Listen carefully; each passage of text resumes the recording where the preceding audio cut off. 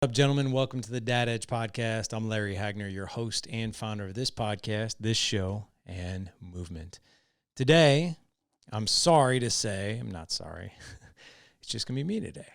Just me on this podcast, going solo. And there's for good reason on that. So I just want to share a couple things here real quickly.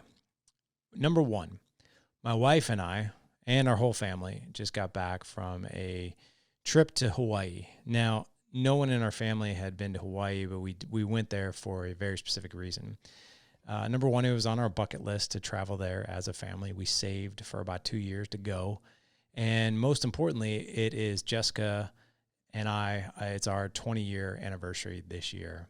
And actually, as this podcast releases, we're 1 week away from the actual anniversary of us being married back in 2003, which literally seems like yesterday. When people tell you that the time flies, it really does fly. But it gave me some time and it gave me some breathing room to really reflect on our relationship and the things that I was most grateful for, and also the tragedies that we've gone through as a couple, the things that we did wrong early on in our marriage as a couple, and just some pitfalls that we see over and over again in the Dad Edge community that can be easily overcome if we are taught the right skills and know the right things to do. But I first want to level set with just some context here around, we are not taught what it means to have a successful marriage. You go to high school, you go to college, we learn skills around polyellograms and algebra and biology and all these different things, but we never really learn about emotional IQ. We don't really learn even about relationship skills, because that's exactly what they are. And what we do is we usually flounder in relationships because, quite frankly, we don't know what to do. We don't necessarily know what good looks like. And when it comes to a man and a woman, number one, we have different needs. We have different ways that we operate and go about life. We have different ways that we communicate, and we do things differently. And what we do is both parties, both the husband and the wife, is we go about this whole marriage thing and we guess at it a lot. And that's unfortunate, because when we guess, what happens is sometimes we get it wrong. Most of the time we get it wrong. But also the journey, it's very frustrating. I don't know if any of you guys are, before the smartphones and before GPS and all that, where you actually had to get out a map to drive from A to B and figure out, there was no GPS to tell you, where to go, where to turn, right? You had to look at a map. But there was also, no way of knowing, is there an accident ahead? Is there a faster way to go? What time am I going to get there? Is there anything that's going to impede my journey or slow it down in some way, shape, or form? And when we plug that address into the GPS, it tells us exactly where to go, how to get there, the fastest way to get there, what time we're going to arrive, and all these things. And what we can do when we're driving that car is we can just simply focus on the journey, focus on the road, right? Versus getting frustrated of not knowing when we're going to be there. Are we going to be late? Are we going to hit traffic and all these other things? And our marriages are a lot like that. I want you also to think about your career and whatever it is you do for a living. As we navigate our careers, no one goes out into their career with very little training. Even to be an electrician, there is several different things that we have to do, several different things we have to learn. We're an apprentice. We have to work all the way up to journeyman, if I'm understanding that correctly. To be a cop, to be a firefighter, to be a doctor, to be a surgeon, to be a real estate agent, to be all these different things in life, in our career, and we're trained on them. And we have to be, a lot of careers, we have to be certified that we can do that job through training. With marriage, it's different. With parenting, it's different. We're kind of thrown out to the wolves and we don't know exactly what to do. So it gave me a lot of time in Hawaii to have some downtime. I completely unplugged from the mission, from the organization. And I just started thinking. I got up early. I went for runs on the beach and stuff like that. And I sat down and I started thinking, started reflecting, writing things down. And a lot of things really emerged of, Jessica and I are, we're 20 years into this and we've never been happier. And I started really asking myself deeper questions of why are we in this state, and why, quite frankly, men who do life with us in the Alliance, who learn these marriage skills, why are they happy as well? Like, what's really going on? And what are we really up against? The divorce rate doesn't lie. It's up to almost 51% now. And you guys have heard the statistics that I've shared before, which these statistics actually come from The Miracle Morning for Couples, written by Hal Elrod, Brandy, and Lance Salazar. They went out and did some research, and they found that the 50% of couples that do stay together are actually divided up into 3 equal camps, 1/3, 1/3, and 1/3. So the couples that stay together, it's scary, but here are the statistics. 1/3 of couples can actually identify their relationship as everything they wanted it to be. It's good. It's healthy. They wouldn't really change much, and it's operating at a pretty high level. That's not to say that they don't have their problems. That's not to say that they don't have issues every now and again, but they're able to get through those things quickly, effectively, and efficiently. And overall, they're happy. They're satisfied. It's pretty profound when only 1/3 of couples who stay together, it's really, I think it's only about 12 to 15% of married couples who walk down the aisle can actually say that their relationship is working. That's a very low number for the number of people who get married. The second camp, the second 33%, have identified their relationship as it's okay. I'm not really seeking out divorce, but I'm not necessarily happy either. Things are kind of stagnant. My husband and I, my wife and I, we just sort of talk about the same top-level managerial things, the kids, the bills, the finances, the things we need to do, the grocery shopping, the dinners. But there really isn't that depth. There really isn't that connection or that level of communication that they truly want. Their sex life, they're probably not hitting the frequency that they want or even the passion that they truly want. But, they might be doing it here and there, but not that often. The third camp is actually the scariest, and that is these are the couples that are basically emotionally divorced, but physically they are together and they reside underneath the same roof and in the same household. They have identified their relationship as completely disconnected, and they actually stay together for only 2 reasons that they've identified. Number one, it's too financially devastating for them to get a divorce. So they stay together for the money reason. And the second reason is they feel that they must stay together for the kids. And that's another big miss, because if you think about it, the kids are then seeing mom and dad not necessarily with a successful, healthy relationship. And they grow up in their childhood. I mean, I was raised in an environment where I didn't really see that healthy relationship either. And it was quite devastating. It created a lot of unsafety that I felt in my house. I couldn't really put my finger on it when I was 8, 9, 10 years old, but I knew things were not connected and I knew things were not good. And that was a scary feeling as a kid. When I was married back in 2003, I winged it for the first half of our marriage. And I basically had a mediocre marriage at best. I was probably in that camp of the second camp where it's like, it's good, not really going anywhere. There was talk of us parting ways here and there. So maybe we were teetering on the second and third camp, of we didn't really know where we were going to be. And when we had kids in 2006 and then in 2008, where my first 2 older boys were born, that's when things got, I think, really complicated. So I think in our minds, we thought that having kids would improve our marriage, would actually improve our relationship. And what it actually did is because we were disjointed before, is it actually, the problems that we were facing, they actually came to the surface even more. So it was harder. We fought over finances. We fought over our sex life, our intimacy, our misunderstandings, and to be quite honest with you guys, I mean, I'm married to a very patient, wonderful woman, and I was the biggest problem. I was probably 70, 80% of our problems easily. And it's because I didn't know what I was doing. And it wasn't until 2011 when I just had enough and I started the Dad Edge, and I basically was like, I have no idea what I'm doing. I'm tired of not knowing what I'm doing. I'm not a patient father. I don't have the connection with my wife that I truly want, and this has got to change.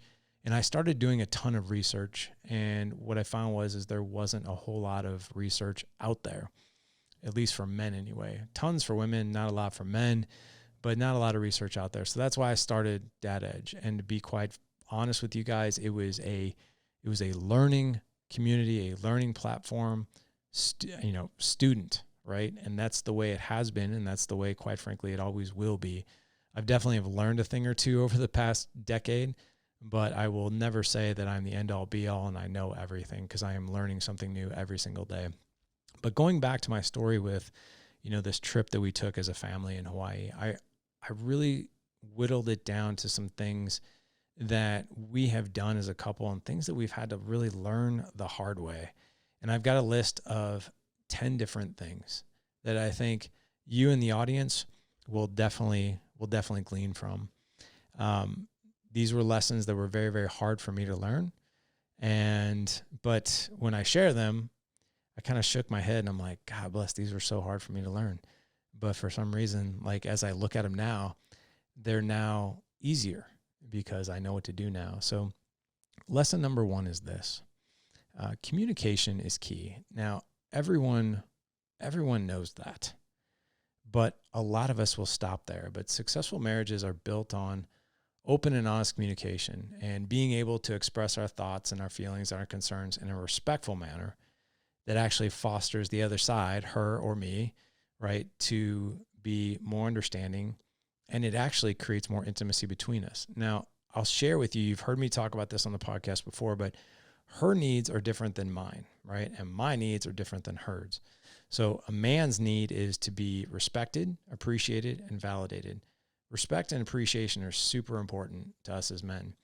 We love more than anything to be respected, right? One of the worst things you can do to a man is disrespect him. And I would even say one of the worst things you can do beyond disrespecting him one-on-one is disrespect him publicly or even in front of the kids. It's very emasculating, and it kills us. It kills us in our heart. It kills us in our soul. And that is not the thing to do to a man. One of the most incredible things, I know we have some women who listen to this podcast as well, is appreciating your man. Seeing the hard work he does, seeing the sacrifices that he makes for the family, and saying those things out loud. Now, I'm a 48-year-old man who appreciates and loves sex, just as much as the next guy. But what I will tell you, and I've learned this from other men, is stereotypically, men are identified as all he wants is basically a piece, right? All we want is the physical side of our relationship. It's actually not true. What we truly want at the heart of us is we really want to be appreciated. I know for a fact that when my wife comes to me and says, I appreciate you so much for working so hard so I can stay home with these boys and you can take care of us, put food on the table, it means the world to me, and your hard work doesn't go unnoticed. I'll tell you what, man, yes, I like sex, and yes, I like all the other stuff that comes with marriage, but when my wife does that, the skies open up. It's a big deal for us, right? Validation. This is one of the hardest things, I think, for most of us men to admit, which is validation, which at the end of the day, we want to know, am I enough, right? Am I enough for her? Am I enough for these boys? Am I enough as a father? Am I enough as a husband? Am I enough as a man? Am I enough in the workspace, my career? We're always asking ourselves, even physically, mentally, emotionally, am I enough? And that's not just a man thing to be validated. Everybody desperately wants that. Our greatest fear, I learned this from a Tony Robbins event, our greatest fear is that we will not be enough, we will not be loved, and we will be left alone. Isolation is the worst torture for any human being, and it starts with actually validation. So that's a man. Now, women, it's different. Women need to feel seen, they need to feel heard, and they need to feel safe. So as men, a lot of times we're not the best at that. By seeing her, we can say out loud things that we appreciate. And this goes beyond, oh, you look awesome in those jeans. It really accentuates your backside, right? Versus, hey, thank you so much for going to the grocery store. Truly appreciate it. You got all of our most favorite foods. You're always thinking of everybody else besides yourself when you're at the grocery store, always picking out everybody's favorite things. Thank you so much for doing that. That's being seen, right? Or during a conversation, you can see her and hear her by labeling what it is that you think that she's feeling. So if you think she's overwhelmed, be like, hey, that sounds overwhelming. Tell me more about that, right? Or that sounds like it would make anybody angry. Tell me more about that. But seeing her, labeling her emotion during communication is key. It makes her feel seen. It makes her feel heard. And because we usually fulfill those things, it makes her feel safe. So communication is key. We have a whole arsenal of teaching communication, effective communication that allows for connection, allows for a deeper level of intimacy. And we can talk about things that are deeper in our relationships and in our lives versus like, what are we having for dinner? And what are we doing this weekend? What's on Netflix tonight versus that stuff? Because we didn't get married to communicate at a very shallow depth. We got married because we wanted to communicate at a deep level. So communication is absolutely key. By the way, if you want some strategy on having better communication skills, you can head on over to thedadedge.com/25 questions. It's a free training that I provide. You'll also get 25 intimate conversation starters that you can start literally using immediately with your wife over dinner or over text or whatever else. But communication is key. How you communicate is foundational. Lesson number 2, embracing compromise. This is something that Jessica and I have really gotten better at over the years. It used to be, I think our egos were really in the way when we would disagree on something, or one person wanted one thing and the other person wanted the other. And our ego wants to protect us and not compromise. We just want to win, right? We want to win. We want to dominate. When we win, we feel that we have won the argument. We feel that maybe we're the more powerful one in the relationship, or whatever that might be. But in every relationship, there's going to be differences. There's going to be different disagreements. But learning to compromise and finding common ground is essential for any successful marriage. And sometimes that's giving a little bit, and sometimes that's getting a little bit, right? But it really comes from allowing the other person to share what it is that they truly want. The other thing too is the person who's sharing has to allow that as well from the other side. Like literally opening up, the other person feels seen, the other person feels heard, the other person feels understood, right? We always say, one of the things we teach in the mastermind is go to every conversation with appreciation and curiosity versus expectation and agenda. Expectation and agenda is like, I'm going to talk to her about this, and this is the way I want it to work out, right? It's great to have maybe that idea of what it is that you want, because if you don't know what you want, you don't know what you're going to compromise on. At the same time, we need to be appreciative and curious of the other side. And I'm talking to her too. She needs to be appreciative and curious of us as well. But we need to have that in our relationship so we can come to a compromise. So that's really important. It's really important. Compromise doesn't mean lose-lose. Compromise does mean a win-win.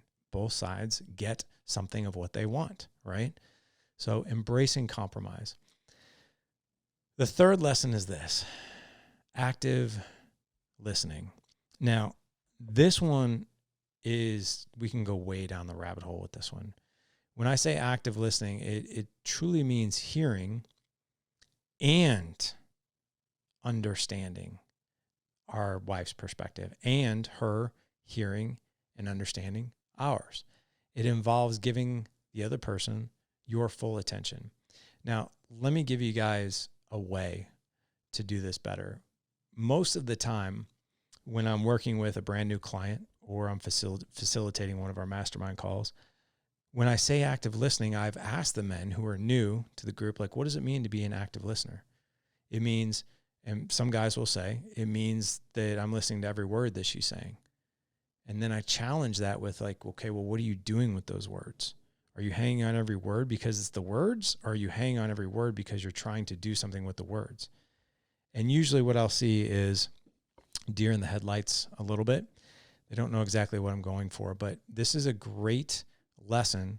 It's a great skill to use with your kids and to use with your wife. And that is, in order to actively listen, be very, very cognizant of the person's emotional state. So when we actively listening and we're actually looking for the person's emotional state, we actually become more active listeners. So if my wife is talking to me and if I get the sense that she's sad, right, then I will of course listen to her words, but what I'm really trying to understand is, what is it that she's feeling? Because when we identify and we say it out loud, what the other person is feeling, that's when they feel heard. That's when they feel seen. And when we do that, that's when they feel safe. And when people feel seen, heard, and safe, that is when they open up. And by the way, when we're looking for feeling, when we're looking for emotion and not just words, we become an insanely good listener. And we actually become an empathetic listener, which, by the way, we have a whole lesson on this that we teach in the Alliance. But that is what really seals the deal when it comes to conversation. That's what really creates the mortar between the bricks when it comes to becoming that active listener. It's not just the words. It's what is that other person feeling? It's also the words that they're not saying. So what is their voice tone saying to us? What is their body language saying to us? Are they exhilarated?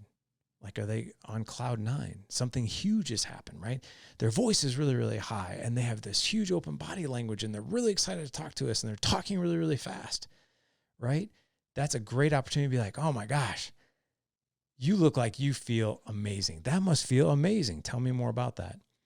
That is how we become a more active listener. Same thing with emotions that might be tough for people. It might be anger, it might be sadness, something like that. But to identify those emotions as well, because there's certain levels of body language as well that go along with sadness or depression or exhaustion, right? So that's how we can be an active listener. Lesson number 4 is this. We have to respect each other. And this goes back to, and this is mutual. This is not, oh, I just have respect for her. She's got to have respect for you too, right? But mutual respect is the foundation of any strong marriage. We appreciate and value each other's opinions, their individuality, and their contributions. Now, I'll give you an example of mutual respect. One of the guardrails that Jessica and I follow big time with our parenting is we are always in agreement as far as the decisions that we make with the kids in a disciplinary action. We always are in agreement. We always have the other person's back, no matter what. So like, for instance, if Jessica lays down a disciplinary action of like, hey, you did this, this, and this, therefore your electronics are taken away for the next week, there might be a part of me that wholeheartedly agrees with that, and there might be a part of me that, I might disagree with it. But here's what I won't do. I won't disagree with her in front of the kids out of respect for her. And this is a big one, and she does the same for me. So what we do is we'll disagree with each other in private. Like, hey, I noticed that you took the kids' devices away for a week because they did this, this, and this. I thought that was a bit extreme, and here's why. I just want you to hear me out. I want to get your thoughts. Perhaps, this is something that you can tell me more about. Maybe there's some things I'm not seeing. Again, curiosity and appreciation, versus like if I were to have the conversation, be like, what was wrong with you? Like, why did you take the kids' electronics for a week? That was totally over the top. Like, I would have never done that. Now that's not curiosity, right? That's expectation and agenda, because we have an agenda that we want to convince her and fight with her that our way is the right way. So we'll have that conversation in private. And the reason that we do that is we have mutual respect for each other. I have respect for her. She has respect for me. And we don't go against each other when it comes to a disciplinary action in front of the kids, because the kids, they don't know that they're doing it, but they will use that against us, right? And they'll do that in any parenting situation. Oh, dad is this way and mom's this way, so I know I can go here for dad and there for mom. No. We are aligned. We are a team. We have mutual respect for each other. Another guardrail that we follow, and we follow very closely, is when we argue, we do not raise our voice. We don't yell at each other. We don't call each other names. We don't walk away. We actually talk exactly how I'm talking right now on this microphone. We just simply talk, right? Even if we're really pissed off, we talk about it. We don't call each other names. The other thing too is we don't bring up past transgressions against the other person. Like, oh, you remember that thing you did like 6 years ago? You did that thing then, and you did that. It just goes in circles, right? So how to respect each other, that becomes the main question here. Respect each other like this. First, you have to identify the boundaries and the guardrails of a respectful relationship and the situations that will arise. Could be in your parenting, and in this case, it was parenting, or conflict resolution, whatever that might be, right? But you have to respect each other. So that's respect. Number 5 is maintaining trust. Now, everyone knows that being unfaithful, right? We know that. But trust is a very fragile thing in a relationship, and it's got to be nurtured. We have to be reliable, both parties. We have to be honest. We have to keep our commitments, right? And that helps maintain trust. Now, I'm not going to talk about the obvious ones that are on everybody's mind, which is, well, I spent our life savings on something, she'll never know about it. Or if I just dropped 60 grand on a car and I come home with it and didn't even ask her about it. I'm talking about, or obviously having an affair of some sort.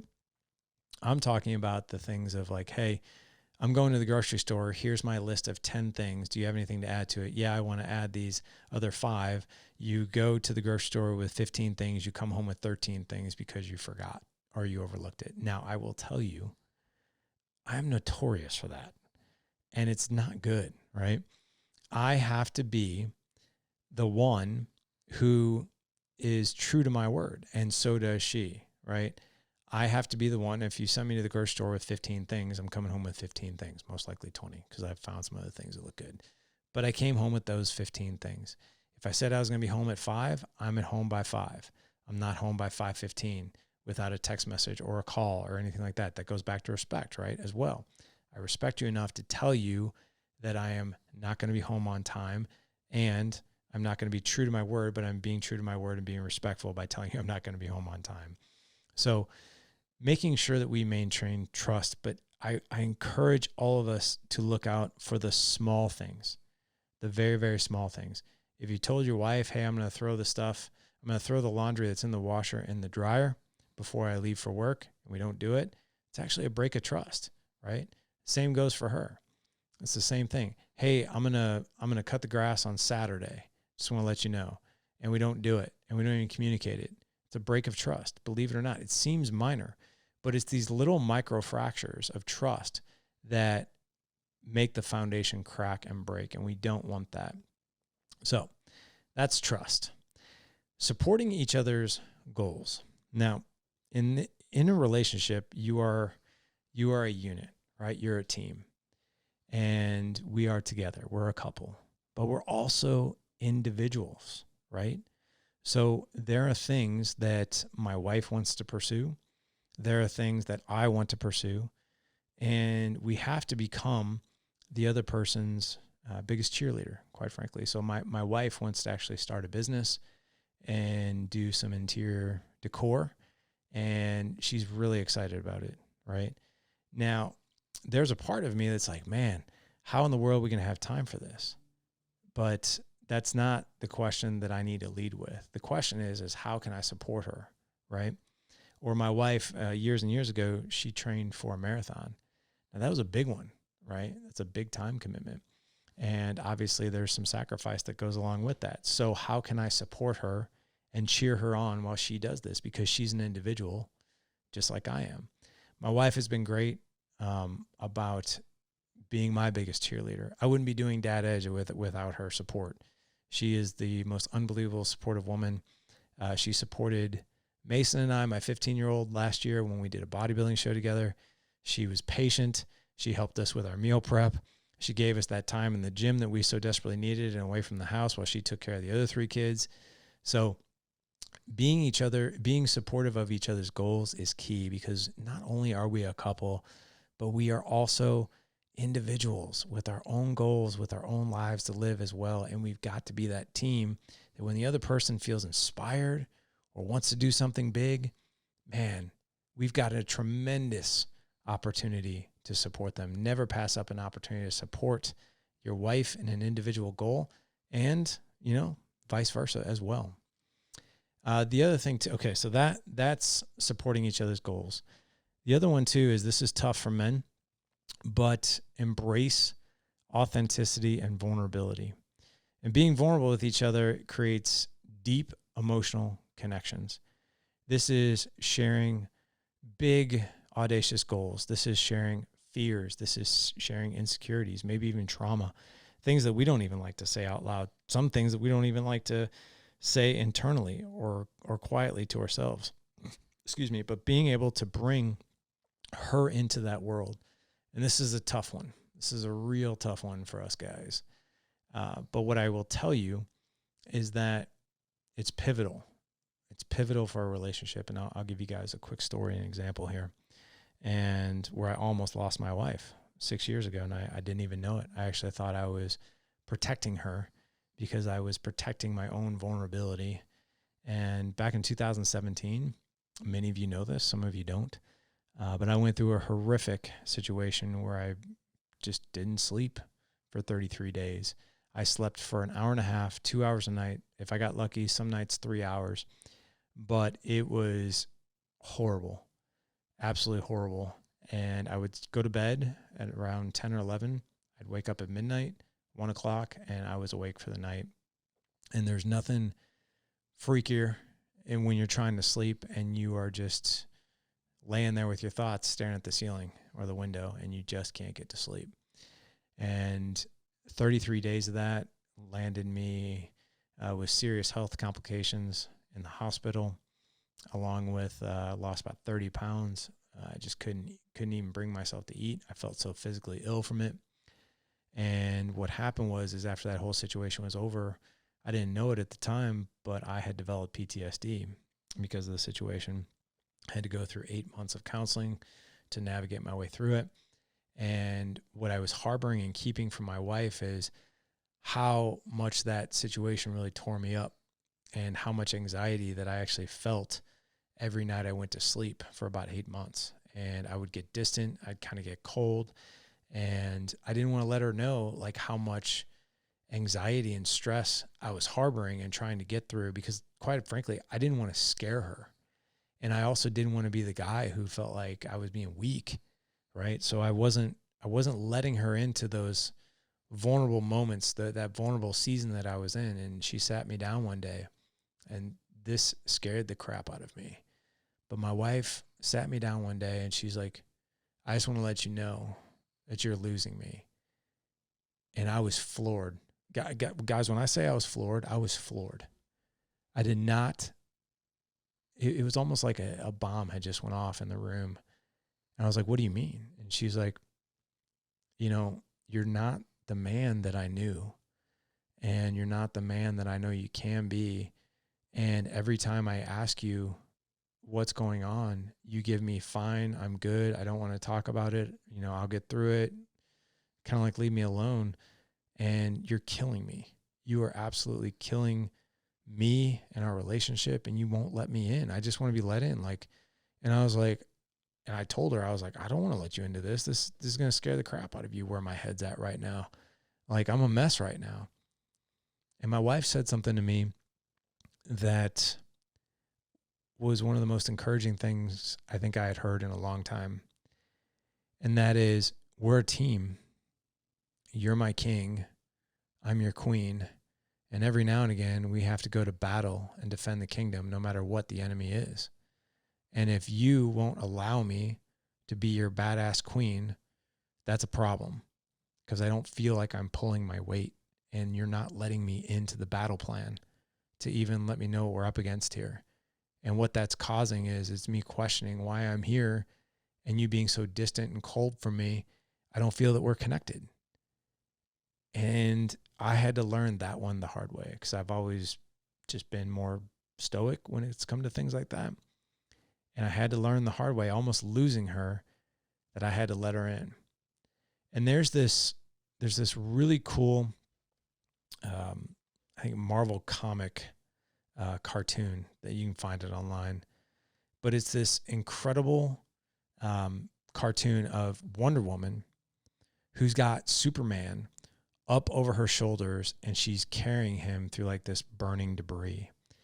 And I found that and I sent that to her, and I was like, I felt like for this season, this was our marriage.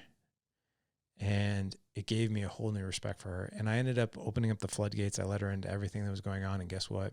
She never judged me. She never thought ill will of me. And in fact, it actually made things better.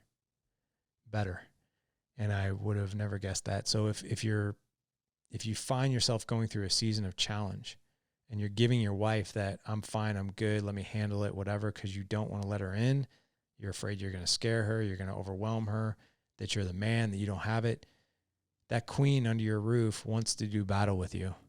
And she wants to be brought into whatever it is that you're carrying so she can carry it with you. And if we don't do that, we're going to create this incredible wedge between us, and we don't want that. We don't want that. So that's embracing vulnerability for you, gentlemen. Number 8 is the resilience and challenges. Now, look, there is not one marriage on the planet that is going to go without challenge. And the most successful couples on the planet will face obstacles together. But the difference is that no marriage is immune to challenges. But we can use challenges to become stronger, to become a more powerful couple, and for it to not break us. Back in 2014, my wife and I lost a son to this horrific miscarriage. I actually wrote about it in the last chapter of my first book, The Dad Edge, that launched in 2015. And it was one of the most horrific 6-month journeys that my wife and I had ever gone through. We kept asking ourselves, why us? Why are we going through this? Basically what happened was we were pregnant, and the baby was a trisomy, had trisomy 13, which is a fatal condition.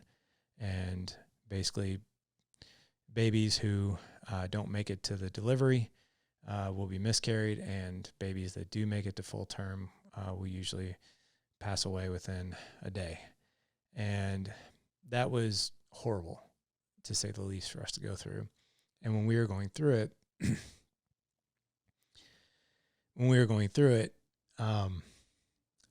every day felt like it was forever. Like the days were so long, we couldn't really even communicate or interact without that being in the front of our mind or the back of our mind. And that was so hard to go through. I mean, that was 9 years ago, and I still remember it to this day of what it felt like, as you can probably hear in my voice. And we got some counseling to help us kind of go through that and to go through the entire process. And what we were told over and over again is somehow, some way, this would make us stronger. And at the time we were going through it, we were like, how is this going to make us stronger? I don't get it. But one thing I'll tell you is that it did. It brought us together in a way that I didn't even think would be possible. And our marriage is stronger now because of it. And when we actually renewed our vows in Hawaii, because we renewed our vows in Hawaii with the kids, that was brought up in our vows of one of the most challenging things we'd ever gone through. And we looked at each other and we knew that there was no other person on the planet that we would have rather have gone through that than, you know, my best friend, her best friend, each other. And it has definitely made us stronger because it's made me a stronger father, a stronger leader. For men who are in our community who are going through horrific things like that, it's made me a more compassionate, more empathetic coach for them. But it's improved a lot of things. And we choose to celebrate Gabriel, my son that we lost. We choose to celebrate his life, of how he brought our family together, and he's always there with us no matter what we're doing. One quick share that I'll share with you guys here is that it's said that babies who die will always show up in your life some way, somehow as a butterfly. And anytime we are on a Hagner family adventure, doesn't matter where we're at, if we're hiking, but it's always obviously in nature, there's a butterfly that will show up and will follow us.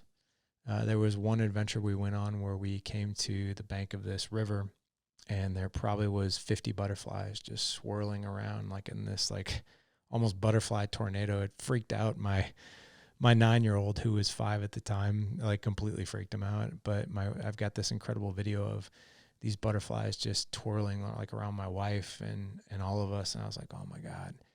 There was another one back in 2020 where we went on a float trip as a family, and we had a butterfly that landed on our raft and then landed on my oldest son, Ethan, and stayed on his leg for 2 hours. And then even when we docked our boat, our raft, and went back to the car, this this butterfly had made his way to my wife's shoulder. We have a photo of this butterfly on my wife's shoulder, even in the car. And as we got out of the car and went to our cabin, my wife sat on the deck with this butterfly still on her. And we just sat on the deck while this butterfly just sat on her shoulder. And that was just an incredible sign that he is still with us.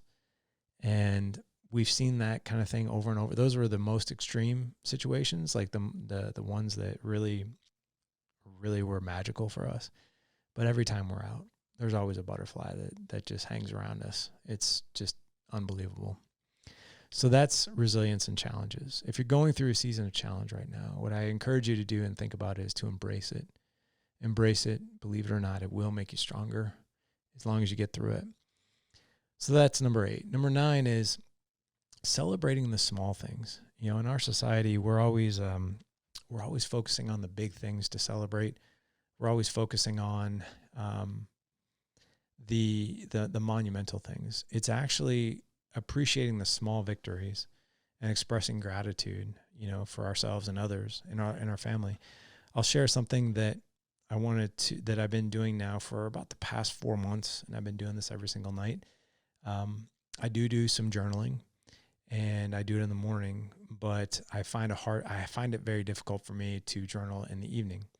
So what I do is I have a shared family photo album in my phone called Family Gratitude. And what I do is I capture at least one photo a day of something that I appreciate, something I'm grateful for, something that happens within our family, and I put it into that album. And what that's caused me to do is do 2 things. Number 1, close my day out with something incredible, visual, that I can put into my phone. But I also look through the lens, so to speak, through my phone and through my eyes, of appreciation. And I'm looking for the gratitude. I'm looking for those small things. I'm looking for those grateful things. You know, as I record this show, last night we decided, because my 15-year-old Mason encouraged all of us to go outside and play Foursquare as a family. And we did. And just the simple thing of us playing Foursquare as a family, I just sat back, stood back, and I was like, this is unreal. I have a 17-year-old, a 15-year-old. Most families, you know, experience teenagers really distancing themselves. And we get our fair share of that. The boys are older, they're hanging out with more friends, and they got their things going on. But distancing, but my 15-year-old really wanted to play and bring us together as a family, and we did. And I took a photo of that, and it was just incredible to sit back and look at that photo. And I'm like, man, I can't believe that we're still doing stuff like this. This is the kind of stuff I would have thought with the kids being little, but we're still doing it. So it seems small, but it was a huge victory. So if I could give you any encouragement, is maybe do something like that. Create an album in your phone. Family gratitude, small victories, celebrate the small things, whatever that might be. My plan is, my diabolical plan, is to create a video that I can share with my family by the end of the year. I think that'd be really fun. Lesson number 10 is this: never, ever stop dating each other. Never stop dating each other. Jess and I try to go on a date night once a week, if not every other week. That's the minimum, is every 2 weeks. And it's usually something as simple as going out to dinner, but it gives us time to not be mom and dad and to be a couple. And we really connect during that time. We don't just stare at our food. We're not on our phones. We have a card deck called Table Topics. We have another one called Talking Point. But we ask each other questions, just really deep questions that bring about stories, that bring about questions, maybe visions for the future. But we really, really get in the trenches on those date nights. We don't just go out to dinner and check the box. We go out to dinner and we connect and we talk. And 3 hours will fly by and we're like, holy crap, it's 9:00. We've been here since 6. And we've talked about just amazing things. And because we never stop dating each other, you know, we have this amazing, amazing marriage. And the other thing too is that we're publicly affectionate in front of the kids, physically. So I'll hug Jessica. I'll give her a kiss. I tell her how beautiful she is in front of the kids, and I do that on purpose. or I'll share something with her that I appreciate in front of the kids. And I do that because I want to show my kids what a functional relationship looks like, what mutual respect looks like, what it means to love your woman, and for her to love her man back, because my wife does a great job of that. So these are 10 things, and my hope is that, these really helped, right? Because it's something that, quite frankly, the first half of our relationship, we did all these things really, really poorly. And if I could go back and do things over, I would have learned these things much earlier in our relationship. And, but that's okay. I mean, our relationship did survive, thank God. And we're doing well.